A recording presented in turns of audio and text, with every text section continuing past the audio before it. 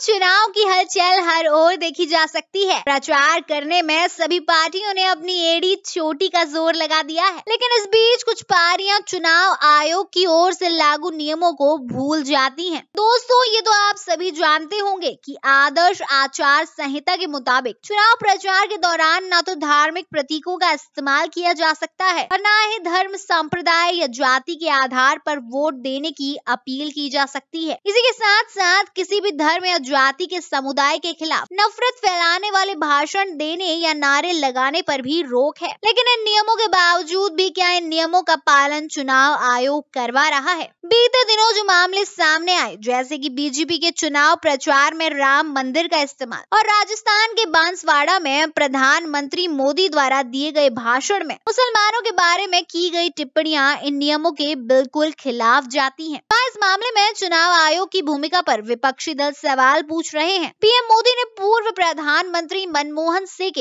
एक पुराने भाषण का हवाला देते हुए मुसलमानों पर टिप्पणी की थी, जिसमें उन्हें घुसपैठियों और ज्यादा बच्चे पैदा करने वाला कहा गया था। दोस्तों, ऐसे माहौल में तो करीब 2.5 दशक पहले किया गया भड़काऊ चुनावी भाषण याद आता है, जिसके चलते शिवसेना के संस्थापक बाल ठाकरे पर 6 साल के लिए चुनाव लड़ने और वोट देने पर पाबंदी लग गई थी। 1987 में महाराष्ट्र विधानसभा की विले पार्ले मुंबई सीट पर उपचुनाव हो रहा था। मुख्य मुकाबला कांग्रेस के उम्मीदवार प्रभाकर काशीनाथ कुंटे और निर्दलीय उम्मीदवार डॉक्टर रमेश यशवंत प्रभु के बीच था। डॉक्टर रमेश प्रभु को बाल ठाकरे की पार्टी शिवसेना का समर्थन था। 13 दिसंबर 1987 को मतदान हुआ और 14 दिसंबर को उस उपचुनाव का नतीजा आया था। कांग्रेस उम्मीदवार को हार का सामना करना पड़ा। इस चुनाव से पहले विले पार्ले सीट कांग्रेस के पास ही थी। इसके बाद कांग्रेस के नेता प्रभाकर कुंटे ने डॉक्टर रमेश प्रभु को हाई कोर्ट में चुनौती दी। उन्होंने आरोप लगाया कि डॉक्टर रमेश प्रभु भड़काऊ और नफरत फैलाने वाले भाषणों के सहारे चुनाव जीतते हैं। उन्होंने अपने आरोप के समर्थन में सबूत पेश करते हुए डॉक्टर रमेश प्रभु का चुनाव रद्द करने की अपील की। कई महीनों तक चली सुनवाई के बाद 7 अप्रैल 1979 को बॉम्बे हाई कोर्ट ने डॉक्टर रमेश प्रभु और बाल ठाकरे को दोषी पाया और इस आधार पर विले पार्ले सीट के उपचुनाव के नतीजों को रद्द कर दिया गया। दोस्तों, आखिर वो क्या बातें थी जिसके कारण बाल ठाकरे से 6 साल तक का वोट का अधिकार छीन लिया गया? बाल ठाकरे ने सभा के भाषण में कहा था कि हम हिंदुओं की रक्षा के लिए चुनाव लड़ रहे हैं, हमें मुस्लिम वोटों की चिंता नहीं है, ये देश हिंदुओं का था